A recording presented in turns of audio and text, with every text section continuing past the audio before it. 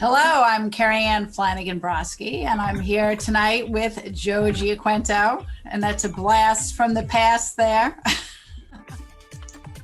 That was back in 2007. I cannot believe these. I look at the dates of these investigations. I mean, 2005 was my first ghost hunt, you know. Yeah, exactly. Well, I feel old. I feel very old, like Yoda. Yes. Not So do I. But that was a scene from a documentary slash movie that Joe and I did back in 2007 called Lost Suburbia. And we'll get into that a little bit later because in that show, we talked about Sweet Hollow Road. So I'd like to welcome you to our webinar tonight. And we have a lot of people who have been joining us every time we have a webinar, twice a month. So thank you for being loyal supporters of what we're doing. It has not been easy during this whole COVID thing to not be able to do in-person events. So again, we do appreciate your support during these difficult times. Just to give you a little bit of a background, in case you haven't been here before, I am the author of 8 books. I'm primarily known for The Ghosts of Long Island and Historic Haunts of Long Island. I've also written one novel called The Medal that's based on a true story having to do with Padre Pio, the saint who bore the stigmata. I'm also the co-author of an Italian cookbook with Mr. Sausage in Huntington. And no, the cookbook is not haunted, but there are haunted restaurants in my ghost books.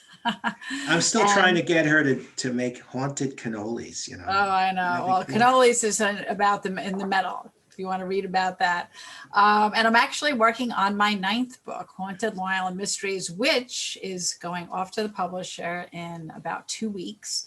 I've been working on it for 2 years, and I'm down to the wire now. There's going to be 18 new stories of places that are presumably haunted on Long Island, with very heavy emphasis on our local history here on Long Island. And also there are several very spiritual stories. Joe and I can't wait to share them with you. So I need you all to pray that we will be back doing in-person events next fall for the book launch, because the book will be coming out in September, and we hope to be on tour once again. And it's going to be a lot of fun.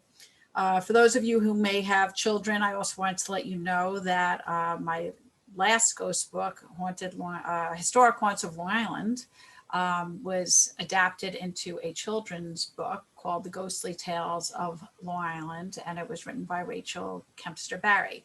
She took 16 of my 30 stories. We have the same publisher.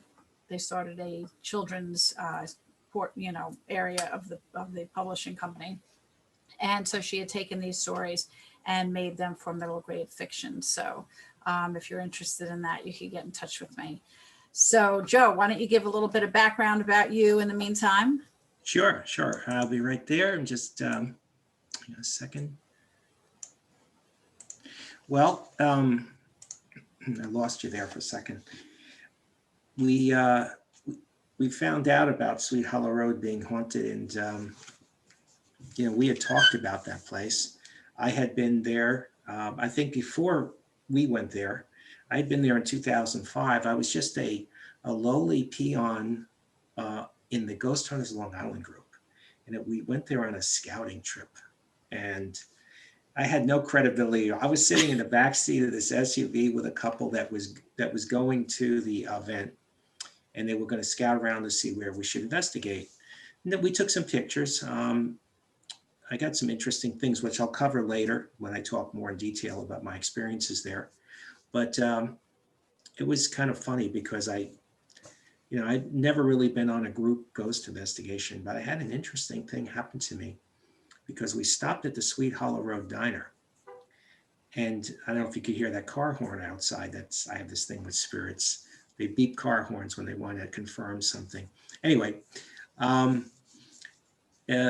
was fishing around. When the investigation was over, I was fishing around for the keys to the car in my pocket.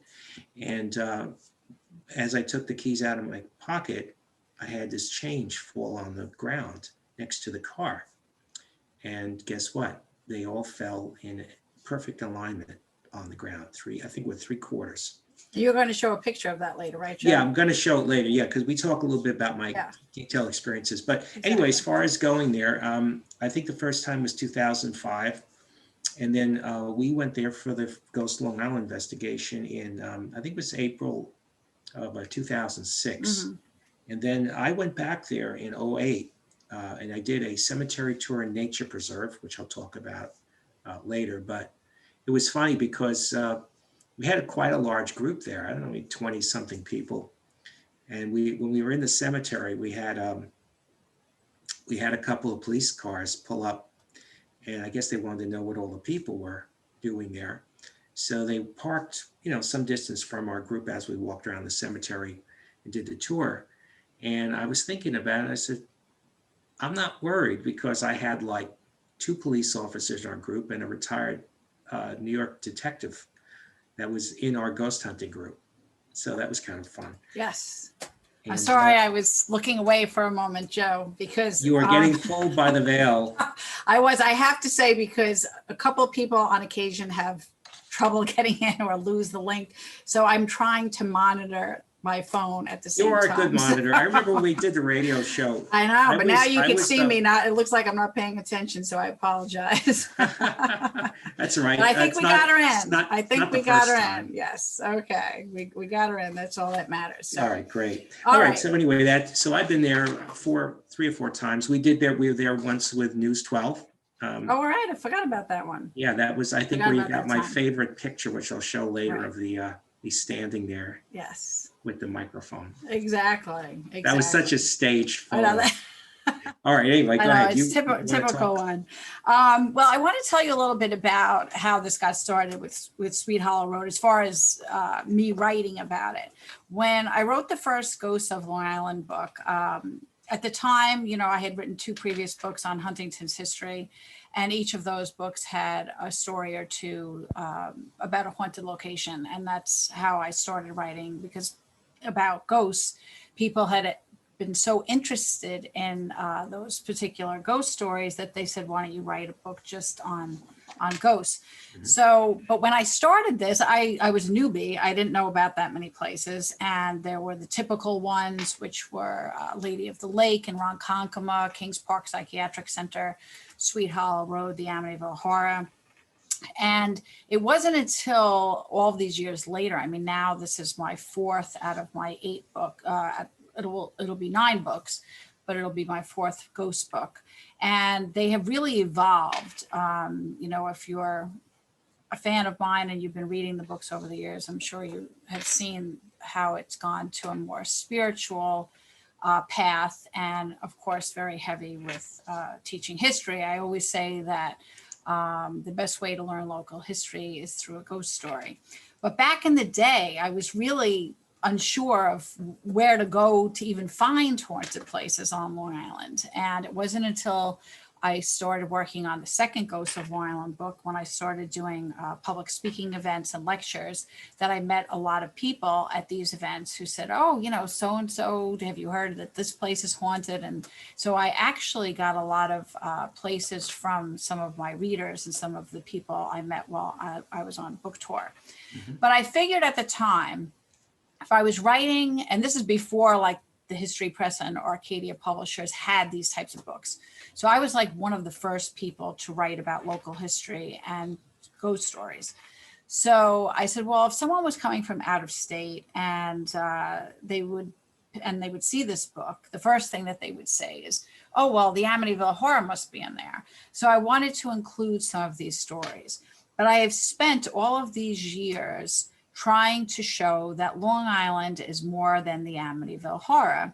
It's a very spiritual place, and it's very rich in history, and it's a history of many of these places need to be preserved, especially now.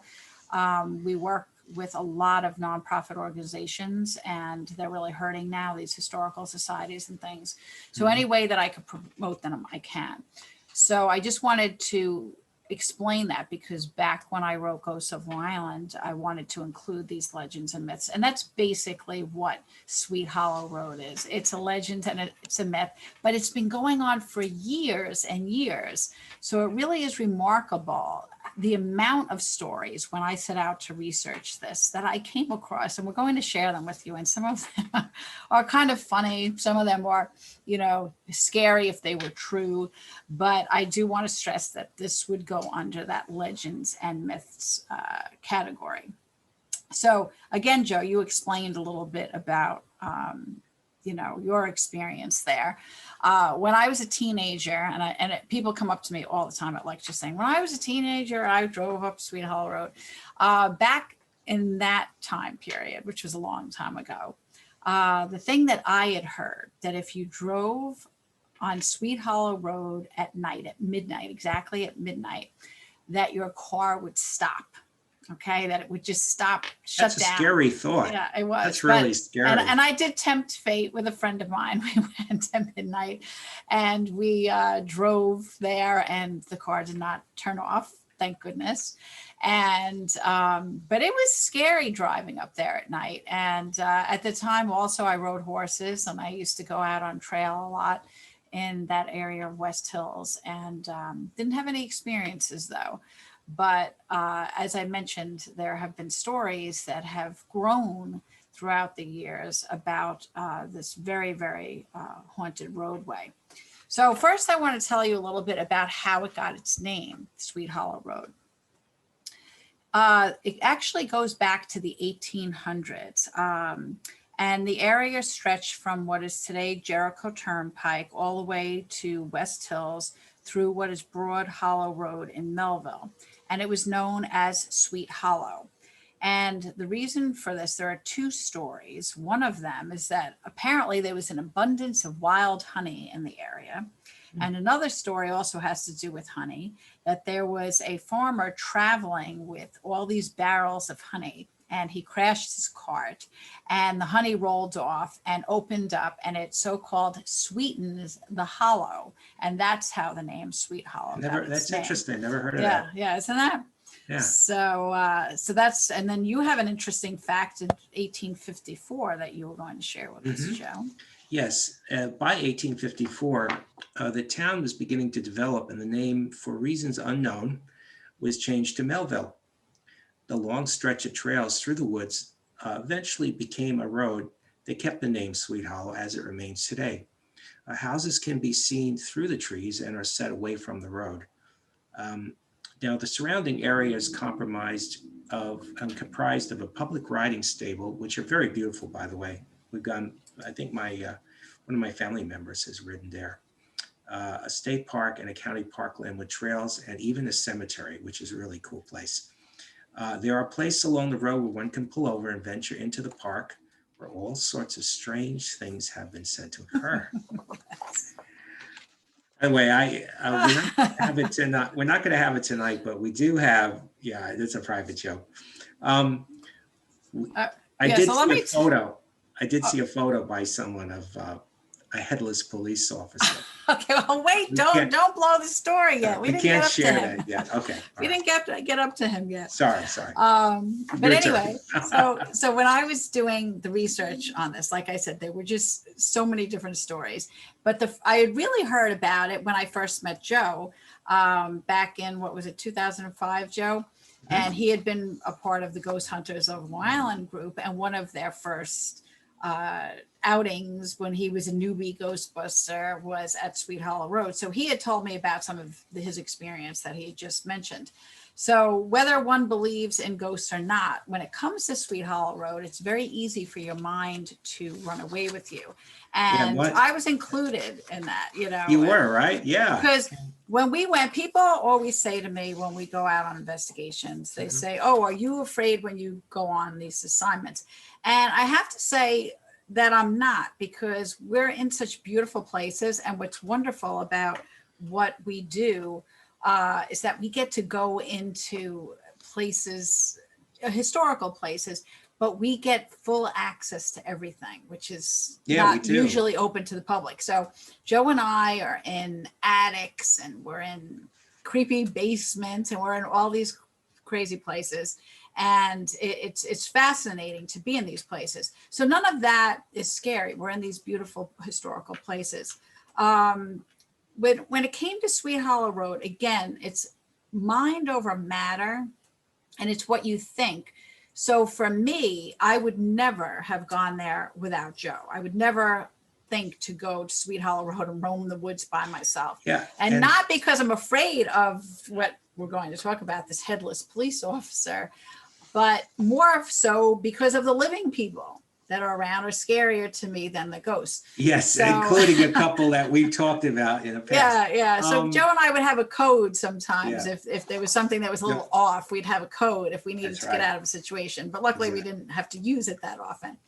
Yeah. So Joe, why don't you tell us about some of these things? I will. I will. About I the just lady want to in mention white. too, when we talk about Sweet Hollow Road, what we don't really cover too much, and we did not investigate, Kerriann, was Mount Misery. Because Right, which is connected.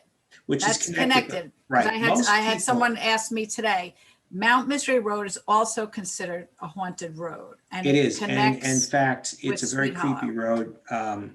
One of the other ghost hunting groups that I know and have acquaintance with, colleagues of mine, they've been there several times, and they've had some really spooky, scary experiences with some entities. So a lot of times you'll hear about Sweet Hollow Road. We're primarily talking about the nature preserve, the road in general, and the cemetery. We did not investigate Mount Misery, and a lot of people, they go there at night, and then you go on YouTube, you see all these videos and stuff. So that's pretty creepy over there. But one of the most popular stories of the area is the Lady in White, and it's said that sometime between 1840 and 1851, a hospital existed near the crossroad of course, Mount Misery. And it mysteriously burned down, and many patients and staff were trapped inside. I read these stories. Well, I got to say something about Mary's grave. Right. It was rebuilt 15 years later. Only 5 months after the rebuilding, it supposedly was torched by an insane woman. I'm getting creeped out just reading this. Was an insane woman that was burned to the ground again. Now, the Lady in White, also known as Mary, possibly from the Satan's Trail Mary grave story, was said to have been a patient at the hospital. But see how this is all connected, Joe, which Well, you're going to explain in a minute. Of course, yes. You always make me do the connecting. It is rumored that moans, screams, and cries for help can be heard. And even today, small burning specters can be seen. Small burning specters, yes. But see, Sounds that's delicious. another story, along with Lady of the Lake, Kings Park, all that, was Mary's grave. And Mary's grave is all over the place. It's in Port Jefferson, Joe. It's in Huntington. Here's the it's thing. everywhere.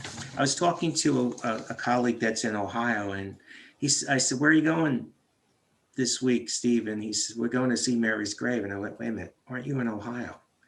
So when we talk about urban myths and stuff, it seems like every town has a Mary's grave. It does. So Mary must be she really gets around. She must have died like 100 different cities.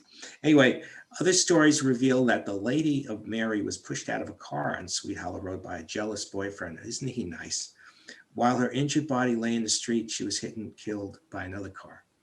Yeah, and then some people say that's the woman, that she's coming back to find her killer who threw her out of the car. So remind me never to stop the car at night. Yeah, but you see how even just with the story with Mary, that there are several stories of this woman and different things happening in the woods. So that was the story of what was it? So it was like a hospital kind of thing. Mm-hmm. What about the school? Yeah, because that's another one. Okay, that there was a school apparently built in the woods. Okay, and now I could not, with all my research, I could not prove any of these things actually existed, hospital, schools, or whatever. But it has, the story goes for that, is that there was a school at the end of the road, and that the teacher there killed all of the children. And then there was another version that the school burned down, and that's what killed all of the children, which kind of makes no sense, because how come, if it was a small schoolhouse, how come the children couldn't escape? And still, there is another story that I came across of a camp counselor who killed a bunch of children. There's an even earlier story, though. This actually goes back to the 1600s and talks about Mary being a witch. and she apparently was hung and buried in the area. So that's another story having to do with a woman by the name of Mary. In any of these cases, people describe her as a veiled lady in white, wandering about the road and in the woods, especially in the areas Joe had mentioned of Mount Misery Road. And that's where it said that the hospital was to be located. And she appears at night and walks right out into the passing cars, terrifying the drivers until she quickly disappears. Some say, as I mentioned, that they believe it's the woman who was hit by the car and that she just keeps coming back. So here's a view of the woods that I took. This photograph appeared in the Ghosts of Long Island books. And you can see it's a spooky place. And then here is the actual roadway with the Northern State overpass, which I'm going to talk about in a minute. Besides, yeah. Mm-hmm. It's interesting. This here, this shadow, whatever, almost looks like some sort of a figure. Mm-hmm. This here, right here. Anyway, yeah, I'm sure if you analyze this, you could probably come up with I'll all find kinds of something, things yeah. in there. But there's, I don't know if you know about this, Joe, but there's another story. It's not just the lady in white, there's the lady in red. Wasn't there a song about that? That's right. But I actually came across a story about the lady in red who was actually a gypsy. And it is said that she occasionally roamed the area. There's no time period set for this. And there's also the story of a man wearing a checkered shirt who walks through the woods at night, carrying an axe in his hand. But the most hideous one, and this is the most probably well-known story that people talk about, is the story of a slain police officer. As the story goes, there is a police officer who stops parked cars on Sweet Hollow Road to tell them that they can't park on the road. The officer seems normal as he approaches the car, but when he gets to the window and he goes to write out the ticket, he turns around and he is missing half of his head and he has blood dripping down his uniform. So that is one of the more popular legends about this officer. And people have said that there was an officer that did in fact die in the area while he was on duty. When and if this happened, I have no idea. Again, I could not find any information that would substantiate any of this, but that is one of the more popular ones about the slain police officer picture. Yeah, and I want to mention, well, okay, maybe we should show that picture. What the heck? Okay, which picture is that? We don't have a picture of the slain police officer. Well, we have, yeah, you know the one I'm talking about. Oh, I don't think The so. photo that I sent you, that's so-and-so's photo, you know. Oh, I don't know. Well, that's not of the police officer, though. It was. Yeah. All right, that's all right. We'll do it now. Okay, so non-human ghosts are also said to haunt Sweet Hollow Road, include a black Labrador, a horse, and a mysterious dog-like creature. Now, Kerriann, as I was penning my notes here for this event tonight, I think I saw a horse. I'd have to find my notes, my journal notes, but I think I saw a horse jump out of the woods on the right side of the road and then just vanish. I seem to remember that when we went there with the group. So, well, it is West Hills in general has a lot of horses. I mean, I don't know if that's I think the stable is back open now. no, but it wasn't a physical horse. It was a, yeah. But I'm saying that there could have been, and in a case like that, Joe, and for people who have listened to our past webinars, there are imprints that could be. So that's could be an imprint of a horse that had been in that area. Leaped out, that was riding, yeah. And so as far as the animals, the ghostly horse has been seen and chased into the woods near the crossroads of Mount Misery Road and Sweet Hollow. Once it enters the woods, it just disappears. And then the ghostly dog-like creature. Oh, and then there's this, Labrador, which is like, I guess, a harbinger of death. Is that right? Yeah. If you see this, you're screwed. Exactly. Remember, so if you see a little poodle, a little golden lab, or a chihuahua on the side of the road, you're okay. Right. But if you see this black Labrador, dog of misery, okay. Yeah. You better buy the cemetery plot. Right, And you right. might as well buy the one right where you buy the cemetery. They might as well just stop Yeah, and say, because that's the other thing. There's a cemetery there. I just thought of something. I completely forgot about something that happened to me with my husband. This had to have been, I don't know, about 20 years ago. Um, there was a little French restaurant in Melville, I think. uh-huh. And we were coming home from there. And instead of taking 110 back to Huntington Village, we took Sweet Hollow Road. This was the one and only time. I never But you did it took it, again yeah. after that night. When we went down there, I mean, it was a little after 11 o'clock at night, and we were driving down the road. And there was a car pulled off the side of the road, and there was a guy laying on the ground in the street, and there was one or two other guys. I can't remember. They're probably in their 20s or early 30s. And This they is for started, real? yeah, I never told you this. I just No. thought of this now. I And got to reconsider future investigation. Yeah. This is getting too creepy for me. And the I group know. is Well, this terrible. was creepy, and I can't believe I didn't even have this down in our script. Was he dead or drunk or what? Well, what happened was we had, he was like off to the side. You could pass, but we stopped in the street, probably about, I don't know, 30, 40 feet away from them. And two of the guys started, I don't know if it may have just been one guy on the ground and one other guy. That's what it was. And the guy that was upright standing, he was running towards our car. I thought it was going to break down. So my husband put the car in reverse, spun it around. He was scared out of his mind. And what we did is we drove, there's that firehouse in Melville, and we went over there and we reported it, because I don't know if it was one of those things. It was around that time too, where people would do, bang on your car and say that there was an accident and they want to steal your car. Yeah, that's right. I mean, it's horrible, because if the person was really hurt, but that happened on Sweet Hollow Road. And one thing you don't it was do, very Kerriann, creepy. yeah, one first rule, if you're on the ground, laying on the ground in misery, no pun intended, first thing you don't do is run towards another person's car at night on a dark road, especially. Right. I mean, that is not the way to win friends and make influence people. Okay. And I've never, ever since that day, we've never gone down Sweet Hollow Road at night anymore, ever.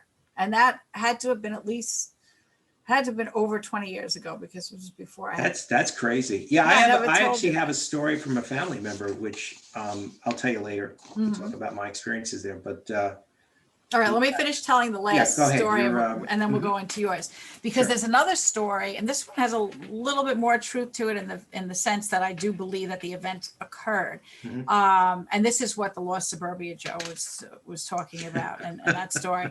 There was a group of teenagers who apparently hung themselves from the overpass that Joe just showed you in the picture of the Northern State Parkway. Now, this apparently occurred in the 1970s, but somehow the rumor started that if you honk your horn 3 times right before going under the underpass, you will see the kids. Now, there's a different version that says that 2 boys were killed when they were hit by a car on Sweet Hollow Road.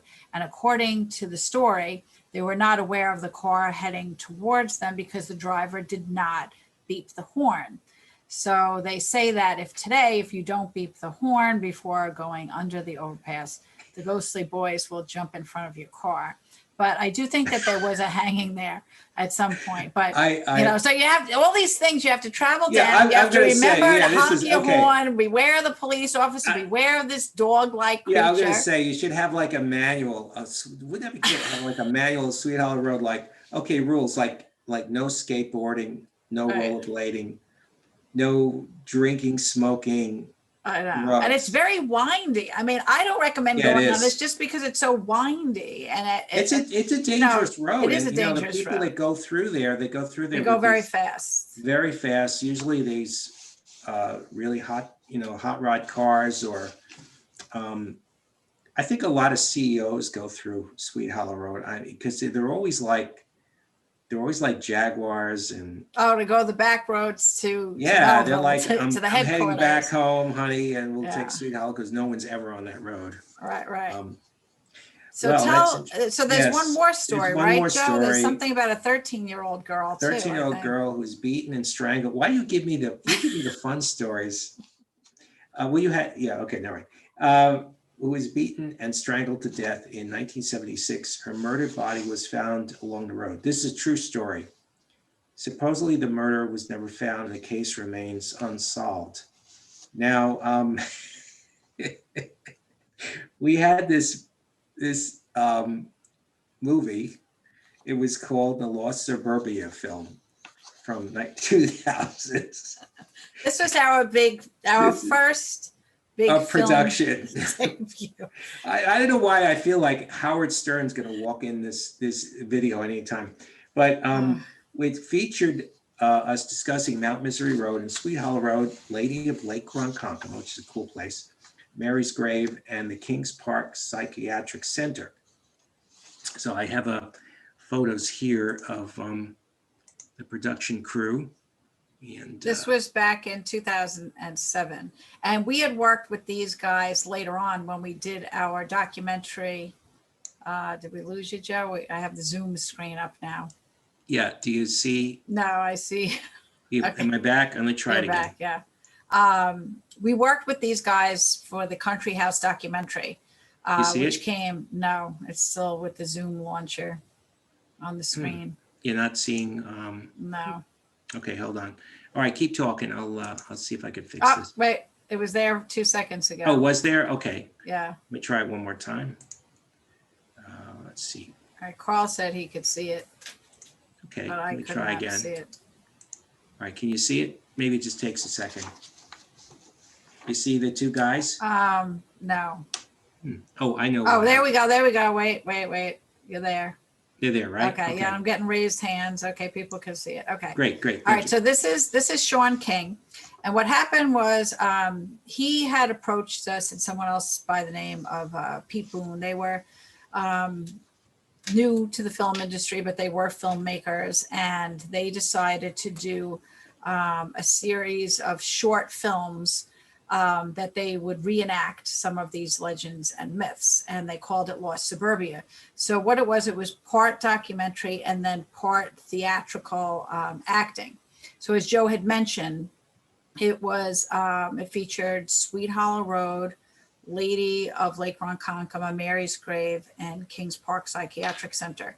So they had found a copy of Ghosts of Long Island, and they saw that all of those stories were in my book, and that's when they had contacted me. And this is at the Cinema Arts in Huntington, and we had worked with them on this. So Joe and I were called in as the so-called experts, and I think you could see the whole thing. I think it's still out there on YouTube. It's called Lost Suburbia. Lost Suburbia. I mean, it's like a horror. They're like short horror films. Yeah, were about. It's strange. It's really very strange. It's very strange. But Joe and I are featured in the beginning of each of the segments, talking about the history behind these different places, and then they have these short horror films of about 15 or 20 minutes long. So here we are with Sean King at the camera and Pete Boone and me and Joe at the Cinema Arts Center, where we were filming the documentary portion. And here's a staged picture of Joe in the woods. That's Orwellian. Yes, you do. You look like Orson Welles in there. I Joe. do, right? Like Citizen Kane of Yes. the ghost hunting community. Yes. So that was, and I think we have another one. Oh yeah, here I am out in the woods with them. Oh, look at you. You're all dolled up here. Boy, I tell you, the glamour really gets to some people, doesn't it? I'm just kidding. So funny. So those were some Those shots. are good. That was a lot of fun. We had a lot Yeah. of fun with that.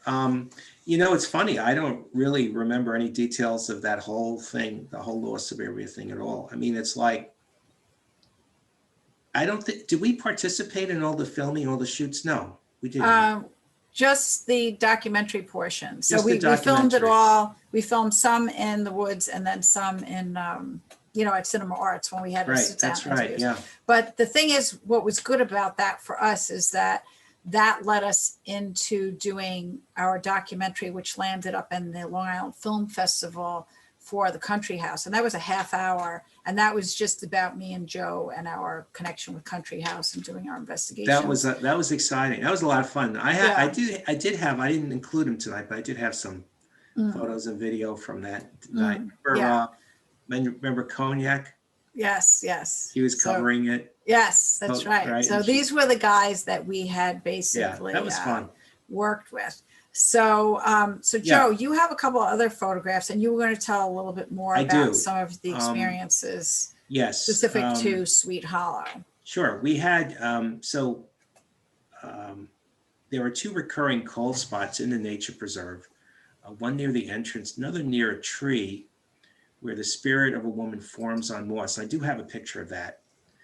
The cold spots I had felt, and as well as several others in my group had felt. And then there was also this goblin face, which was kind of hideous, kind of had like red eyes. Wait, you got this one, Joe? This is one of yours. You don't even remember this. I don't. No, I do. No, actually, let me go in chronological order. He got a goblin, everybody. Yeah. So first of all, my first visit was in late 2005, as I mentioned earlier, on a scouting trip.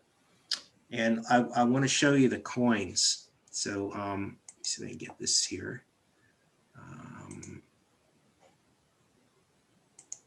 Okay, can you see the group again? Now I'm back on the Zoom page. How about now? No.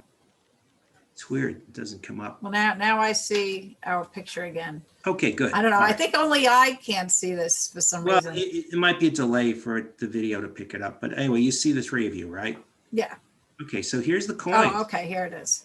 So this was not staged. And, it's one of those things where when you have a paranormal experience, often they're very personal and you can't prove them. And I remember when this happened, this was my first ghost hunt with this group, Ghost Hunters Long Island, which I eventually took over. When the quarters dropped on the pavement like this, I was so excited. I took a picture of it. I ran to the rest of the group. There were a few parking spaces down. I said, look what happened. So of course they came over and said, oh, you just did that to me. You just set that up like that. No, I didn't. And it's interesting because it's 3 coins in a row, which is a very powerful spiritual signal. That's a sign. And it's really cool the way they lined up. It was almost like a marker for me, like, okay, this is going to be your future. You're going to be doing more of this type of stuff. Yeah, because that was my next question for you, Joe. Like, what was your interpretation of why this happened? It was a sign. It was a sign from the other side that, because I had just met you. This was 2005, and it was the beginning. And in fact, that New Year's 2006, when we started working on the book, that's when I became a spirit magnet. I had all kind of phenomena happening. But this was a really cool one. Right. I love it when you get something like this because it's very personalized. And it's like, yeah, there's something greater than just, our physical existence. Now, this is a couple of shots I had of Sweet Hollow Road. It's a beautiful place, all these pastures and everything, but it's also a creepy place.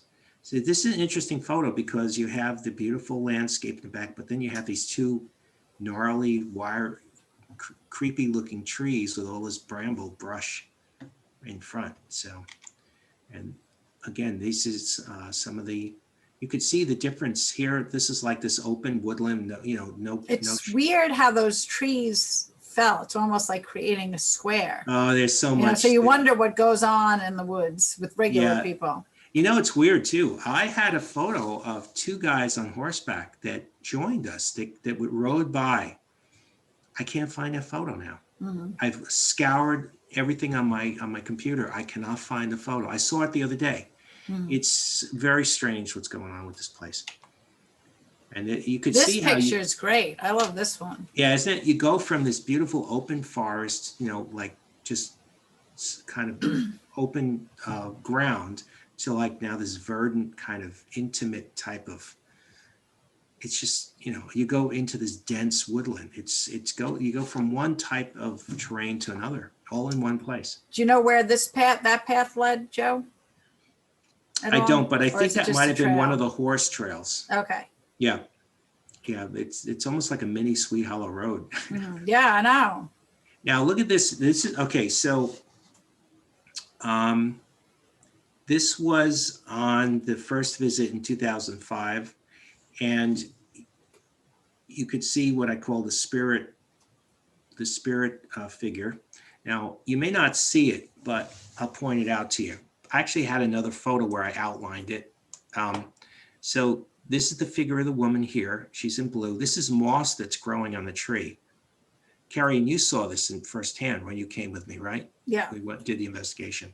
You could see this is her back leg. She's walking away from you. These are her arms, like she's kind of like pushing away. Yeah, I see the face. I see like the eyes. Oh, over right here? there. Yeah. Actually, I see it lower. I see a face right here. Yeah. Yeah, people see different things. Sometimes it looks like the back of the woman. She's walking away. These are her arms. This is her back here.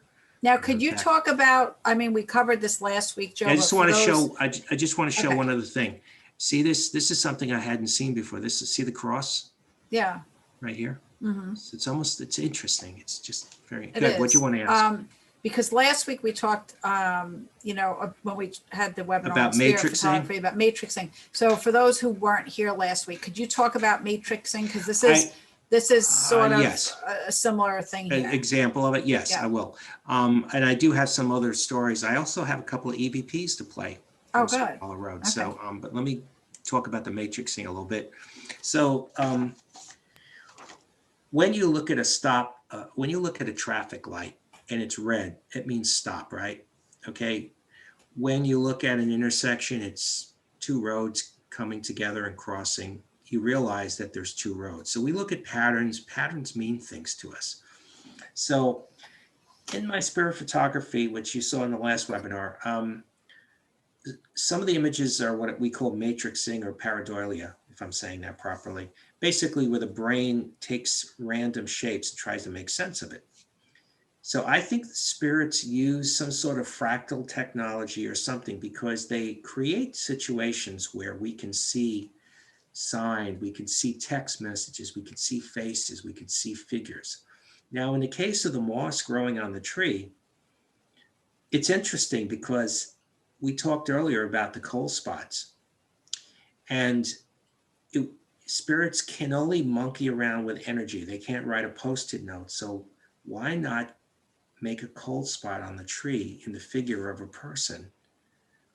Make that section of the air colder so that the moss grows in one spot and not another. It would be very easy to do, right? But so, what made you see it to begin with? I don't remember. I mean, did you see it, or were you I photographing? saw it right away. I saw this moss, and it was this bluish color, and it was really just sticking out. And I looked at it, and immediately I saw this figure. Because that was the original photo, right? It was blue. It wasn't like a moss would be green normally, and that definitely has a bluish tint to it. The original photo was I don't have it. I could show it to you, but it was darker. It was very dark. It was very muddy. So when you lightened it up, it got bluer. It probably was more green, but it wasn't like a mold, like a green mold. It was sort of a bluish tint to it. It may still be there now. Well, wintertime now, but be interested to see if it's still there. It's gotten actually more defined. Anyway, matrixing is very interesting. A lot of people will discount things because it's just your eyes playing tricks on you. But I do believe the spirits can utilize it to help us see things. And I mean, if you think about the astronomers in our history, didn't have telescopes. They looked at the stars and they imagined the constellations by superimposing astrological signs on them, like Gemini and Taurus, and so in a way it's something. Matrixing is something that's built into our psyche, and I don't see any reason why spirits wouldn't use it to help us see things that normally you would just not notice.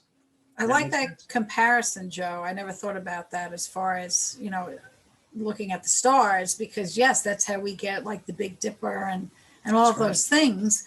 I mean, obviously it's not actual people or things like that, but it causes that look. Exactly. And that's formation. So why could spirits not give us those patterns so that we can recognize and make sense. See, I think the big thing with this whole thing, this whole paranormal thing, the spiritual thing, mediumship, readings, everything, is what's the message? What are they trying to tell us? When I was Right, right. younger, just a quick story, when I was younger, and I have a couple of things to show or play for you. I took Latin. I tell this story sometimes. I was terrible. I can't remember Latin, by the way. Anyway, Sister Eugene was giving the class, and her favorite expression was, "You look at me like I have 10 heads." But when we got to Latin class, it was an elective, and she says, "Oh, I don't have to yell at you anymore. We can have fun now." Mhm. So we took class, and for the final, we got we got a piece of text that we had to translate from Latin. Well, I was lost. There were three other guys. There was two guys and a gal in this elective class, and you were allowed to team up with the other students, and like you could both sit at a table and work together. Well, nobody wanted to sit with me. They thought I was too far gone. So I looked at the text and I said, well, I got a sense of what the message was, and I wrote it down. So when the test results came back, Sister Eugene said, well, everyone in the class failed the transcription or the transcribing or interpretation test, and except Joe. Joe got a 96. There you And go. I was completely floored. Maybe, and this is when I was high school, so maybe this was meant that this was a precursor to my ghost hunting. But Right. I said, "What happened, sister? I mean, how could I have won?" And they were all looking. They were all angry at me. The other students are like, "Oh, we should have sat with Joe." Well, she said, everyone spent all their time analyzing the syntax and the punctuation and trying to get the perfect, exact translation of each sentence. But Joe just read the whole thing. He didn't get a perfect translation, but he got the message. Mhm. See, that's really interesting that you compared it to that. It really is. So do you think, Joe, that it's also, and it could be an imprint of something that got stuck in this natural material of a tree? Because in England, you hear about all these haunted castles and things like that. And there are imprints of sound. So this could be similar more in a photographic sense. But I know some of you may be familiar with the work of Monica Randall. She's a fellow author and a ghost investigator. And there was actually a tool that she had used when she went to Europe. And it measures sound that's trapped in material, and That's fascinating. especially when it's natural material like stone. That's why Yeah. they say that these castles are often haunted, because the sound is trapped, it's imprinted in the atmosphere of these natural substances. So with that tree, I mean, again, this is an organic material, and if it is a woman, and if any of these stories do have any truth to them, then maybe it's the imprint of one of the people that passed away, whether it be Mary or whoever that could have died in those woods. So do you think that that's a possibility? Well, that's a good premise. I think in this case, it'd have to be a building structure. So I think I don't know. It's a good question, because how would they know that we were going to go there and investigate the place, Mhm. So maybe it just was a natural occurring phenomenon. We saw something that wasn't there, but it's interesting. But then you see things like that in nature all the time. Mhm. I have a couple more pictures. I'll show you what I mean, including our goblin friend. Oh, yeah, yeah. You said you were going to show Yeah, that and then one. I'll play you a couple EVPs. By the way, Okay. I have a quick story. It's funny how earlier we talked, I said, gee, it's been so long. I don't know if I have any specific stories to tell about Sweet Hollow. And then all of a sudden I remembered all these stories. But so before I do the goblin thing, one of my family members told me a ghost story. They experienced the Sweet Hollow Road. Now they were driving the road like you were talking about earlier. It's a very dark road. People do drive fast there, part because nobody's there. It's a shortcut. And also because nobody wants to stop there. And anyway, so he was driving along the road and he noticed these two amorphic, non-dissipating, non-changing clouds, bluish white clouds hovering together This was at night then, Joe? At night, Okay. yes, hovering along the side of the road after dark. Now, if it was fog, it would dissipate, and there was no fog. It was a non-fog night. There was no fog anywhere. When he drove by, they just vanished. He looked back, they weren't there anymore. But they were hovering. They're almost like two globules of, if you think of like a glob of blood, like how it's kind of like a. Could that have been ectoplasm type substance? That's what I think it was. And then he drove right through it. No, it was off the side of the road, so okay. he kind of veered around it.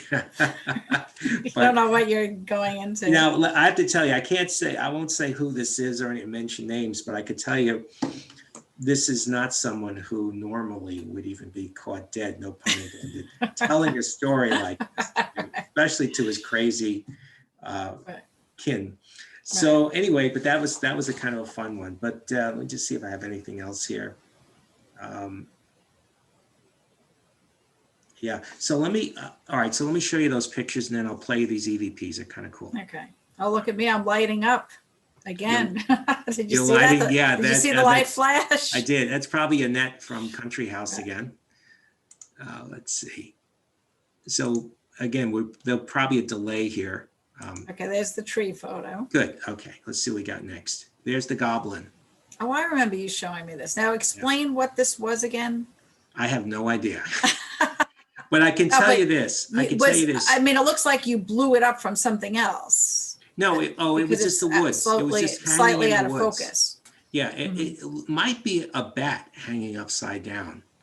Yeah, it's a very small. It was basically a picture. Well, you want to know what I see in it, Joe? Let's see if anyone else sees this. I see they look like two little trolls or two Smurfs. Remember the Smurfs? Yes. See, because I'm looking at it that, I mean, if it was a bat, I see what you're saying. It looks like it could be a bat and the face would be below. But right where your arrow is the face. And then they have those tall hats or hair like a troll. Yes. I see. Oh, I see. This is the face right here. This is the profile, the nose. Yeah. And this is the troll. I didn't even see that. Yeah. Yeah. So then I also see the scream mask. Yeah. And I would tell you, I have like four other pictures of these little elephant, little goblin creatures that are hanging in the trees with little arms and legs. It's really a weird place. So I want to bump up my comments about Sweet Hollow Road. I think there's energy. I think there are fairies and goblins and elves. I don't really believe in that stuff, but I think there are little creatures that inhabit that forest. And I wrote actually a little article way back then after my trip there. I said these are the denizens of Sweet Hollow Road. And this is all in the nature preserve, by the way. Right. Okay, that was it there. All right. And all right, let me play these EVPs. And the EVPs that was from before you met me then, right? No, because I don't remember us doing EVPs. No, it wasn't. It was so what happened was after I went there first and Kerry and I investigated for the Ghost of Long Island Book 1. Then I went back there with my group and we toured the nature preserve and the cemetery. While we were in the nature preserve, we did a EVP recording session. No ghost box then. We just did regular recorders with the white noise, try to get something. So there's two here. Let me see if I can pick up on Gold Wave. Let me see if I could do this. Can you tell me if you can see? Do you see Gold Wave?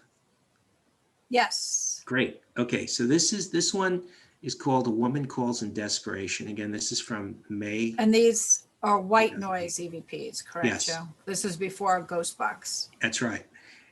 Let me just go to, so it's viewing the whole thing. All right, so you'll hear us talking here. And then in the background, you'll hear this woman. It's sort of similar to Execution Rocks, the wailing. See if you hear it. See if I get this to go. Okay, I see it now. Can you hear it? Anybody, if they get something, they feel like Tomato. I went from Close. something green Mango. to colorful. Did you hear it? A Oh, tomato. yeah. It's right here. It goes Yep. like that. It's right in here. We see these spikes. Can you play that again, Joe? Sure. From Close. something Mango. green to colorful. A Pomegranate. tomatia. Yeah. Pomegranate. Right there. It's the guttural. Go. To colorful. A Pomegranate. tomatia. Because it's in the background and then the people continue talking. So no one heard it. No one heard it. Yet it was And loud enough. That's how you know that's an That's right. You EVP. see, this is us talking. These large Yeah. decibel spikes. these smaller spikes here, that's the spirit talking. So that's how, one of the way we look when we, this go away, this is a really great sound editor, music editor that I use for the EVPs. Now here's another one. This one's, I hear Walter, a guy say his name is Walter. So let's see what you hear. Is that the spirits, or is that just the wind? Did anybody hear that? I heard like a bark or a sound. Yeah. Oh, no, I'm Back that sorry, way. I did snap. No, it wasn't that. It sounded like an No, animal not or that. something from back I there. heard something. Or you want to just check the cars? Now in this case, we actually, I heard something, and she heard. There were a couple of us heard something. So you hear it again. I think this is the Walter. It sounds like Walter. Yeah. Maybe that's the guy in the checkered That's the shirt. spirits, or is that just the wind? Did anybody hear that? I heard like a bark or a sound. Yeah. Oh, no, I'm Back that sorry, way. I did snap. No, it wasn't that. It sounded like an No, animal not or that. something from back I there. heard something. Or you want to just check the cars? So so this, it sounds like Walter or Walther. So it could be Mr. Walther. So anyway, that's kind of a cool one. So there is stuff there. There's a lot of energy there, and it's a really interesting place. Let me just. And then as far as, you know, all the different stories that I spoke of tonight, that I found in the research, again, obviously, these are not true stories. But what happens is it becomes a game of like telephone tag, that someone tells the first story back in, let's say, 1950. And then by 1960, it gets a little bit bigger. And 1970, it gets even bigger. So by now, the story is elaborated and is so large at this point. Yeah. So you have to take those things into consideration. But you know what? It's part of growing up on Long Island. Everyone knows about this haunted roadway. And it's just something fun to talk about. It's very more Halloween type ghost stories, very different, obviously, than the type of work that Joe and I do now. But we figured people love this topic, and we figured we would, do Yeah, and keep in mind too that we've got surveillance cameras everywhere. Everyone has camera phones. We have social networking, but 20, 30, 40, 50 years ago, there was nothing like that. Right. So today, anything that's recorded 5 minutes after somebody takes the picture, it's going to be on YouTube. So we're in a very different time right now. Yes. And as I've said before many times, and we talked about this many times, there'll be a day when you'll go into like a Star Trek holodeck, and you'll step into this room, and it'll light up. You'll run your credit card, or you'll tap your card or swipe it, whatever. And all of a sudden it'll be a menu. It said, who do you want to talk to from the other side? Well, let's say I'd like to talk to Uncle Albert, and no relation to the Beatles. And then you press the button, and a hologram will be created using the aura of the spirit. And they already have this. They have the laser grids. They have all kinds of things. You can see movement.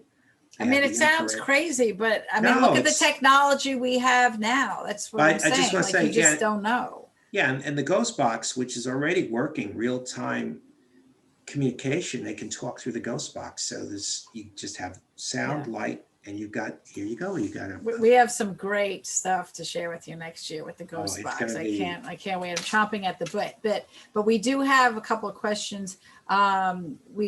Someone has asked if you could play the EVPs one more time. Sure. First one. So we'll play that one more time each. I don't think the person heard the woman. Sure. All right, so we'll go to the one with the woman. Okay. So basically you'll hear us talking in the background. You'll hear, like that. That's her. Okay, let me just, okay. Okay, I see it now. All right, anybody, if they get something, they feel like Tomato. I went from Close. something Mango. green to colorful. Pomegranate. A tomatillo. Mango. Green to colorful. A Pomegranate. tomatillo. It's right here. Yeah. To colorful. To colorful. Hear it? Yep. Okay. The standard EVP, it's hard to hear anyway. And usually it's better on a headset. So when, as Kerriann mentioned, teased us with before, that when you hear our Ghost Box conversations with spirits, I mean, we're not talking, 2 words or a little, whisper or something. We're talking about like, what's the longest Ghost Box conversation we have? Is it like 6 minutes or something? Yeah, for the new book. Yeah. So, and we, in fact, someone's asking in the chat room, are you guys going to do a Ghost Box show? We did do a show on ghost hunting tools, which we featured. We should do a Ghost Box. The Ghost Box. Well, I would wait on that until the new book comes out, because Yeah, that's true. the new book is really heavy on it. I mean, we do have some Ghost Box recordings from historic haunts of Long Island, but not like what we're getting now. So once that book comes out, the book is going to be interactive, that you'll be able to read the actual transcript. Not the whole thing. We're not going to have 6 minutes worth of it, but some of the important pieces I've written out in the chapters, and then you'll be able to follow along with it on the website, so you could hear it and read the book at the same time. Yeah. Kerriann, I just want to throw out, I do have Ghost Box recordings that are not from the book, that you've heard some of them. Maybe we could do, we talk about in our meeting, future topics, maybe. Do a Okay. Ghost Box, like maybe about spirit guides or something like that. You have you have Padre Pio, your father, William Sidney Mount. Yeah, there's so many things. And if there's something in particular that any of you are interested in that we haven't covered, we will definitely be open to suggestions. What was I just going to say? Well, we have 2 webinars coming up for February. On February 9th, we're going to do Peter Underwood and the 10 types of ghosts. Now, I've mentioned the 10 types of ghosts before. And it's something that Joe and I follow when we do our work, that it just falls into these different categories. So we have mentioned it in past webinars, but we're going to really concentrate on who Peter Underwood was. He's from London, England. And we're going to talk about every one of the 10 types of ghosts and how some of our work has fit into that. And we're going to give examples. I'm going to put you on the spot here, Kerriann, in front of our group here. One of the 10 types of ghosts is haunted inanimate objects. Yes. Oh yeah, we should do a show on that. Well, yes. If you want to, but I made a little video slideshow thing of some of my haunted objects from the past. Okay. Would you guys like to see that one? Maybe we'll put that on for March. That sounds like a plan, because that is one of the 10 types of ghosts. Yeah, you will really enjoy that. Yeah. Okay. So, I'm going to make a note now. That's one of the more creepy shows. That's when I first met Joe. You're lucky I decided to work with you. She said, I just want to know. I had to meet her. So I walk into the Conklin barn. She doesn't know who I am. With a doll, with a haunted with doll, a creepy doll. Which everybody descended on me saying, "Oh, can we touch the doll? Can we hold it? God. Is it going to jump around? Is it going to talk? Is it like the Warrens, like whatever that doll is?" Anyway, so Kerriann's like, "Who is this guy?" So I said, "Well, I'm doing ghost investigation." She says, "Oh, you want to help me with my?" I when you say something and then you're like, you regret it. wish So you she could goes take it home. back. Yeah, she talks to her husband and she says, "This guy could be like an axe murderer or something." So she made me meet her the next day or something at the diner, and then she said, "Is your head going to turn around 180 degrees like on The Exorcist?" Yeah. I said, "No, that'd be very painful." Right. I said, "I guarantee it is. It never happened. It will never happen." Oh gosh. Yeah. All right. Before I forget, because then we have another question or two, I want to tell you on February 24th, which is a Thursday night, we're going to do an in-depth study of Execution Rocks Lighthouse. I know we've mentioned it before. We've shown some pictures, some EVPs, but we're going to go into more detail of the history and the things that happened at Execution Rocks. That's one of our favorite places that we've investigated, and we have a lot of photos, so we'll bring up more than what we've shown in the past for that one. And then, like I said, we'll put on the Ghost of Inanimate Objects for March, and some other things from the book. So let's get, oh, there was something I wanted to tell all of you. A lot of you have been emailing me, either on occasion you couldn't get the link to work, or you lost the link, or you had to work, or something came up. And everyone wants to know what's going to happen with these webinars. Can they view them at another time? The answer is yes. Everything is recorded, but I am delayed in doing this for a number of reasons. But the plan is to have all of the webinars on a YouTube channel.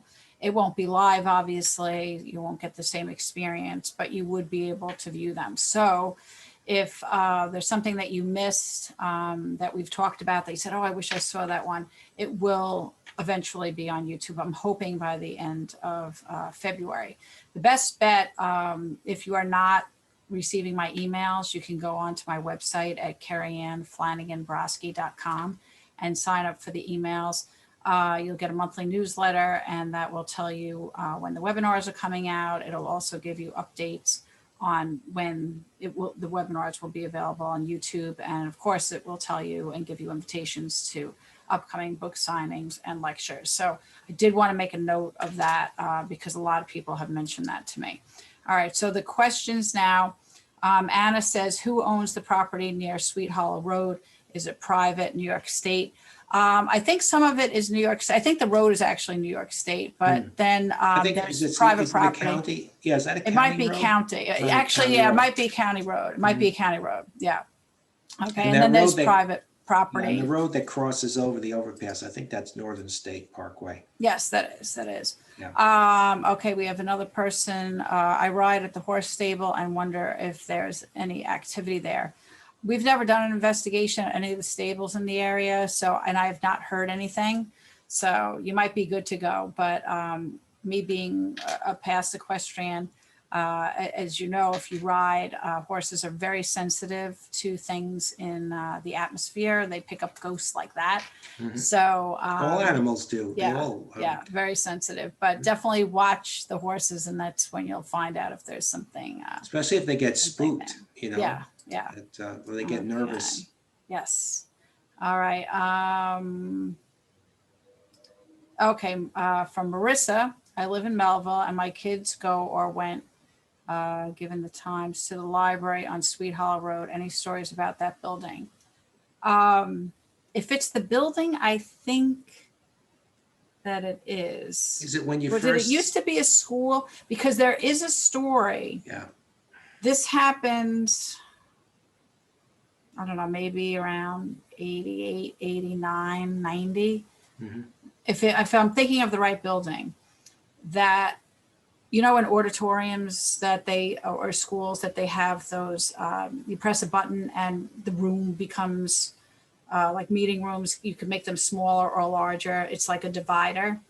There was a girl that was killed, but I think it was a school, and then it turned into a library. I'm not positive, but there was But wait a some minute. tragic accident that Wait a happened. second. Wait a I'm second. wondering if that's the building. Wait a minute now.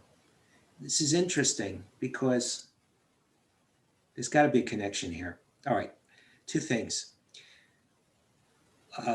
Remember Christine, the labyrinth lady? Remember Yes. Christine? Okay. Unfortunately, she passed. Her daughter was one of the ones, when I met her at a photography exhibit she was doing at head of the harbor. Mhm. She says, you know, I'm the one that was in Lost Suburbia. I think she played the waitress or something. Oh, yes, I remember that. Right. Now, this is interesting because the story you're telling me about the girl that got killed when the gym Right. door closed, was that the gym door? Because Yeah, that's what I'm wondering if it's the building that Marissa's talking Right, about. because if because that I don't is- think it's a school anymore, and it might be Okay. the All right, well, library. that's the same Something to one. look into. Well, if that's the same one, the girl who died, she was one of Christine's students, Mhm. her dance students. She's the one that Oh. haunts. She's the one that haunts the property that had the labyrinth in Melville. Oh, okay. I remember this now. She's the one that we have recordings. We have stuff where the ghost meters were playing like dueling banjos. We had two ghost meters that were playing together, and it was Right. her. Yeah, Okay. that's right. Interesting. Always All right. stuff to talk about. We have another one saying, were you concerned with investigating this place? Like I said, my biggest concern was real people, because I don't believe any of the stories from Sweet Hollow Road at all, to be honest with you. So I would be more frightened. Yeah, it's a creepy place. Weird people. Yeah, you have to be in this nature preserve. We saw some people kind of walking. There was one guy just walking around. We didn't know what he was about. Yeah. When we were there in my group. And yeah, the energy there is a little bit strange. And then I didn't tell the story tonight about the Easter egg. When we were there for the scouting trip in 2005. This is with your group? With my group. Well, at the time I was part of it wasn't my group at the time, but a couple of the members in the group found this Easter egg. It was like a plastic egg. And the story was that there was this tryst between a man and a woman, and for years they would leave something in this plastic egg hidden in Sweet Hollow Road at the nature preserve. They would leave like beads, trinkets, hearts, whatever was in it. So we found that egg. Well, I didn't, but you know who found it. And he opened it up and he said, hey, see that? And he pulled out this long chain, this necklace with beads on it. And so that was, again, another creepy kind of. That's why we stay away from things. But again, this is when we first started out. We didn't know about all the other places that are much better than that. But like I said, this is more of a fun. It's a beautiful, it's a beautiful place. But thing.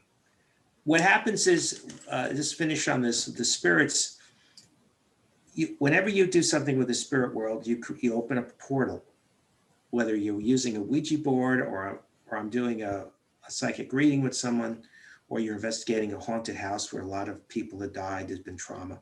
And so these portals, there's a lot of portals in Sweet Hollow Road. So the cold spots are one place where the portals are open. So that also attracts creepy stuff. So the stuff kind of feeds into itself. So and speaking of, go ahead. No, go ahead. I was just going to say, speaking of creepy things, we have one of our attendees saying, dolls? I don't like dolls. Don't worry, nobody likes dolls. But you'll have to wait. I want to go into a whole other story here about why Joe had the dolls. And this ties into the inanimate objects. So we'll definitely do one on that, because that's an interesting topic. And we'll clear up some. Don't then worry. we have the story of the monkey for that too. That's right. We have to do that one. Yes. All right, that's another one like Sweet Hollow Road. I'll write that one down. All right, so yes, so we'll talk about that. Marissa was clarifying that it's the buildings across from the fire department and just a bit beyond the Sweet Hollow Diner. I think I know what you're talking about. I think it is the same building. Okay, let's see what else we have. Anything on the Saginaw Coast Manor ghosts? Yes, we actually can do that. Would you like to see that? I'll make a note on that now. Saginaw Coast Manor.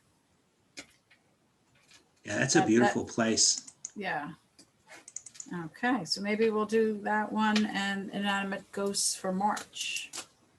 So you guys tell us what you want to hear, and we'll make it happen. Okay, Marissa's saying yes, Saginaw Coast Manor, please. I've written a note, and we'll put that on for March. Yeah. And Montauk. Okay, well, Montauk, we have the Montauk Manor and Fort Hill Cemetery. So look at that. Now we're into April already. I'm making another note. It's good. April, we'll do Montauk. All right, and Fort Hill Cemetery. We have some good pictures from there. That was actually the cover of the first ghost book, was Fort Hill Cemetery, which is next to Montauk Manor. Okay.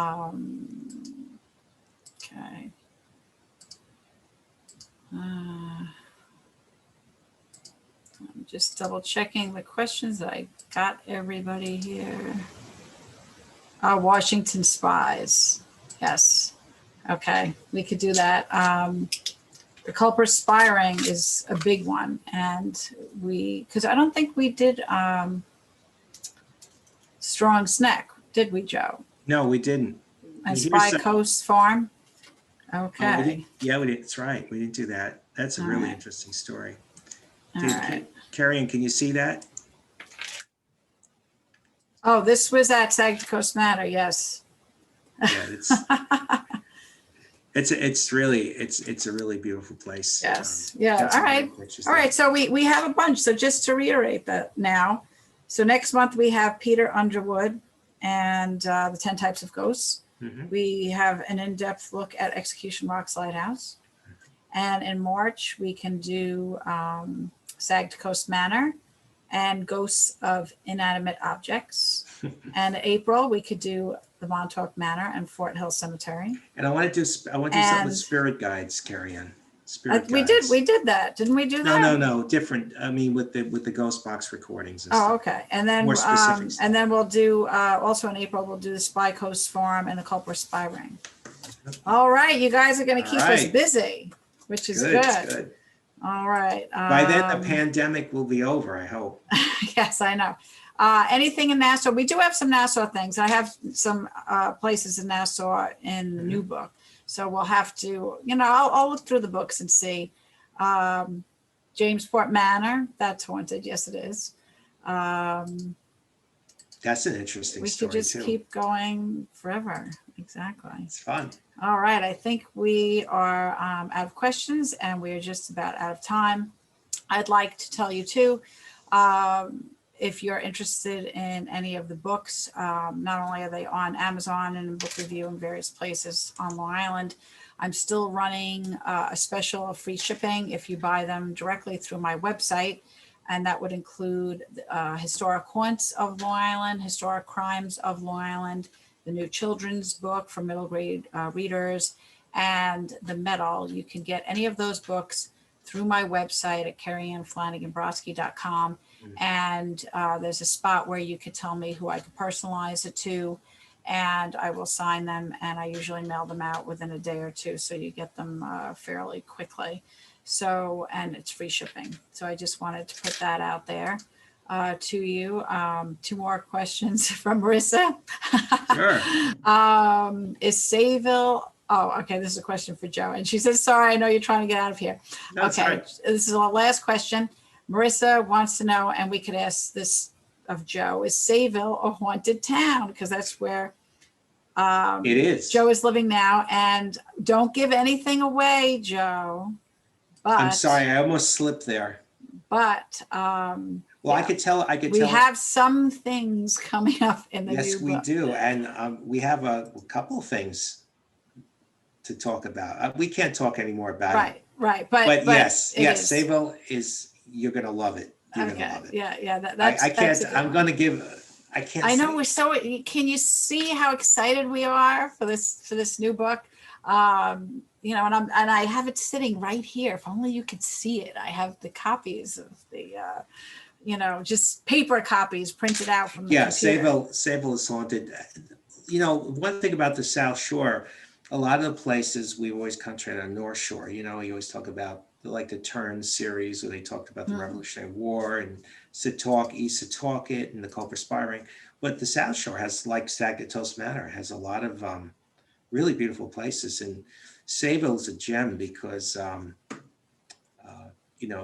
it's got a lot of great places too. So there's the South Shore of Long Island is very underrated as far as haunted places. Right. All right. I I'm cannot laughing. say. I just can't say. Wait. I'm laughing because Marissa wrote, "Give a taste. It's been a hard 2020, 2021." Okay. Well, here's the thing. Here's what I'm going to do.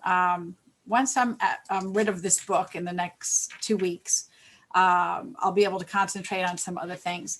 And what I tend to do, when I have my new books coming out, is I run a Facebook contest, and I'm planning on doing this again in the next couple of weeks.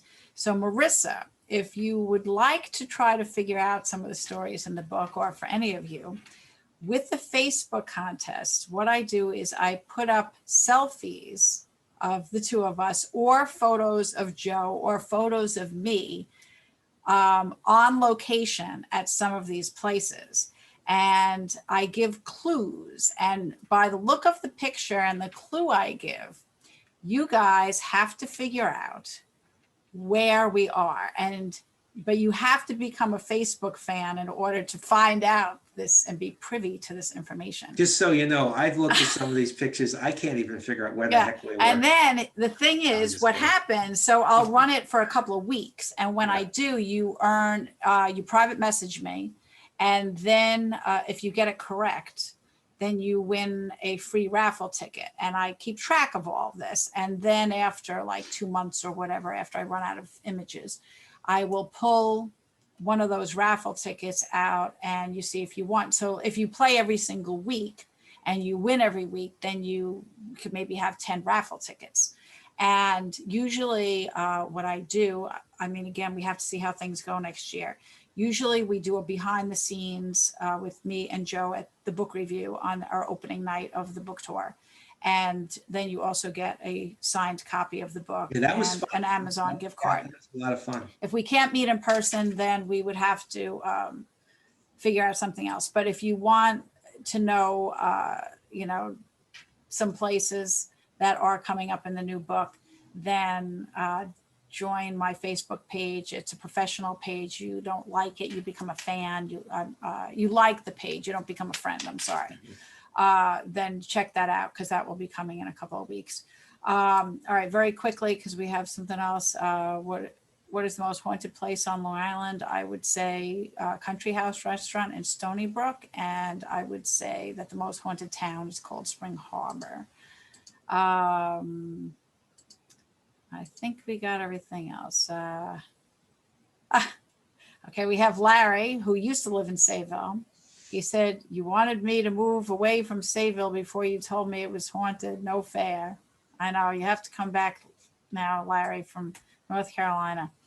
Okay, my Facebook page is Kerriann Flanagan Brosky.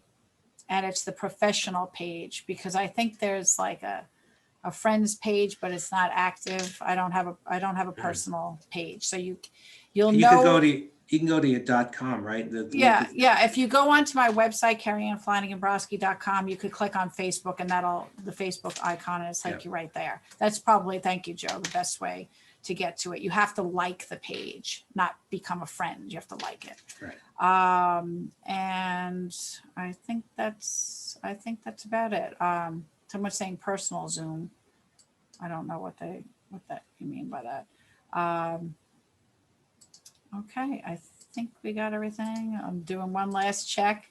You guys like the questions here. Yeah, great. Thank you, everyone, for the questions. Always Yes. great questions. Yeah, and you remind us of other things. Yeah, We've investigated so many places, sometimes, especially places from, 10, 15 years ago. Boy, I'm really feeling old tonight, Kerriann. Francis is saying thank you. Thank you for joining us, Francis. I know you've been coming for most of the Yeah, webinars. thank you, everybody. Thank you. So we have some regulars with us. We do. All right, everyone. So I will be putting out in another week, the information on the new webinar, and I hope that you will come back and join us. Thank you, Marissa. She says, love you guys. You're a dynamic duo. No, thank And you. we have some more thank yous. So we try to have fun, try to bring a smile to everyone's face during these difficult times. And obviously we love what we do and we love sharing with you guys. So, and it says, you're keeping us going during these hard times. Well, I have to say, you're keeping us going during these hard times too, because this is very hard. And being a writer is very reclusive. It is, we did, Hi, Bob. it's interesting. We used to do the radio show. We did, I think, 136 episodes on Blog Talk Radio. Yeah. Kerriann and We Joe did that show. for 3 years. 3 years, and it was fun. And Yeah. this is like the show, but you can see us and we can show things and stuff. It was always a challenge when we wanted to play EPPs or show photos because we had the chat room. Yeah. So we were chatting and Right. doing the show, but Yeah, because this is fun. We could show the photos. it's fun, yeah. So. All right, great. All right, we're going to sign off. We want to wish you all a good evening and we'll see you all soon. Take care. take care, everybody. Bye. Bye-bye now.